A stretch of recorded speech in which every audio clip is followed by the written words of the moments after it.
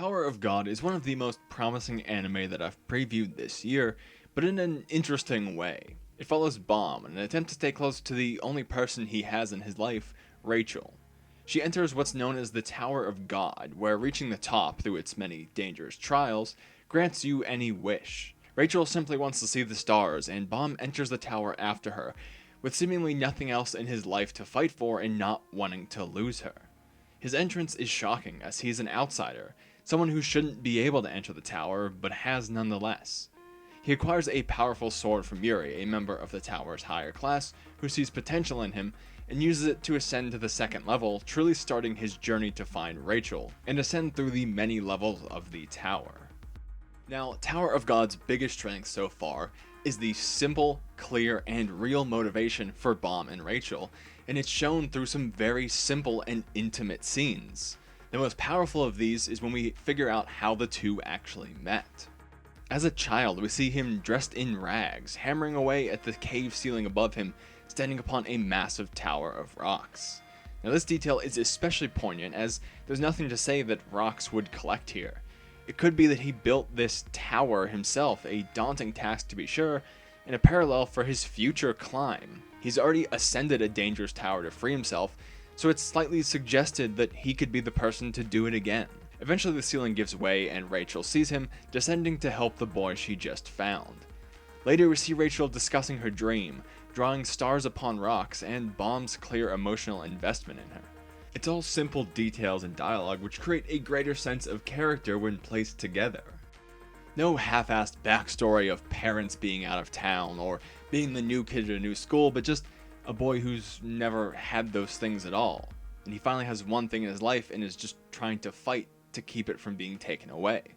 Now, Tower of God's concept isn't too far out of the box, but this unique protagonist sets it apart from others, where he's not trying to change anything but just save what little he has. These simple elements elevate other ones to be more complex and create something more unique. Now, later Rachel does say you don't remember anything, suggesting that he has some sort of amnesia, so there's more to it, but it's clear as of right now all he has is Rachel. So I buy that he would risk his life immediately to follow her and wager everything that comes with climbing the tower, because it's not like he can say, oh well, and go back to something else. She is his life, and it's presented clear as day.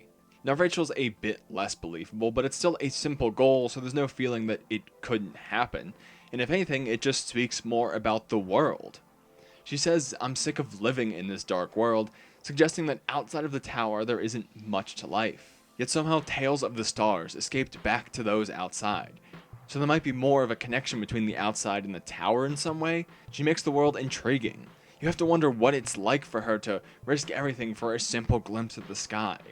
Is the world harsh or boring or just empty? All this interest from a simple motivation is honestly stellar, and the strongest aspect of the show drawn from almost nothing. There's details created from what they present, rather than throwing it in your face and saying, look at it, which is something I always respect.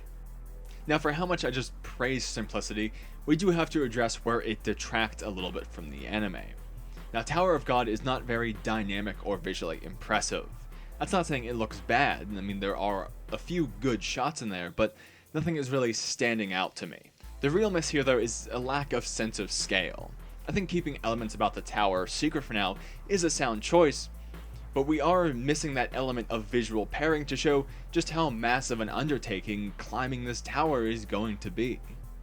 We simply see the interior, which so far has been a massive, near-empty room in an expansive field with cliffs. Its abstract nature invokes some mystery, but nothing feels physical or weighty enough, besides the ball in his first trial and, to an extent, his passage into the tower, but that second one was a bit too short. The way he slips through the gate to the eel, and Rachel simply fading away under him, these details are whimsical, but have no physical presence to make them feel like a massive undertaking or the dangerous act that this is.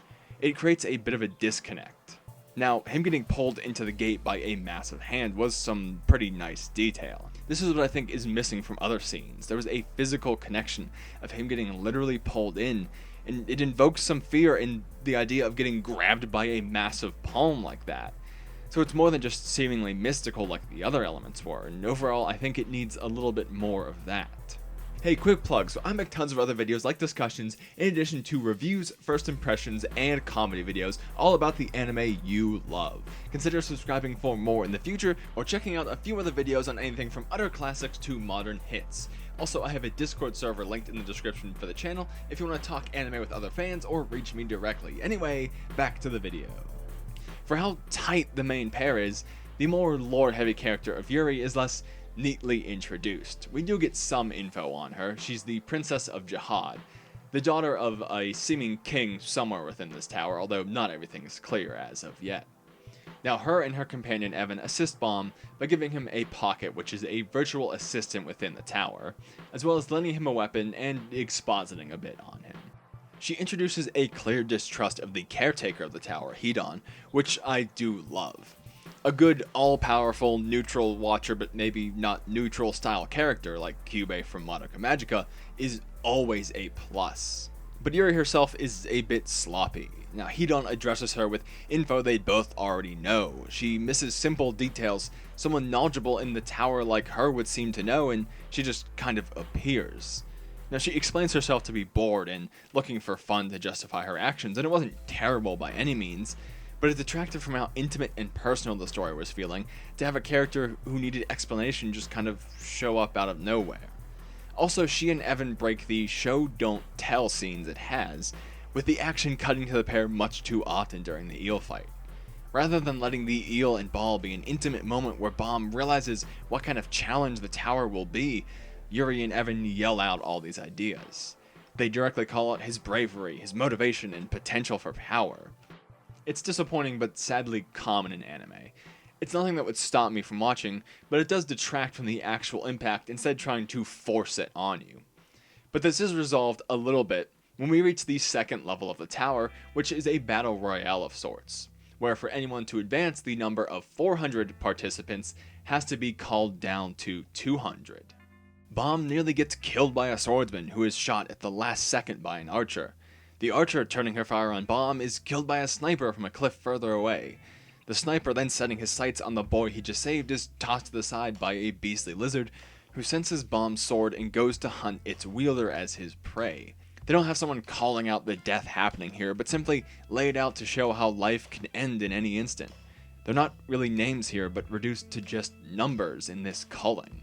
This is a dark element to underscore the personal drama which dragged Bomb into it.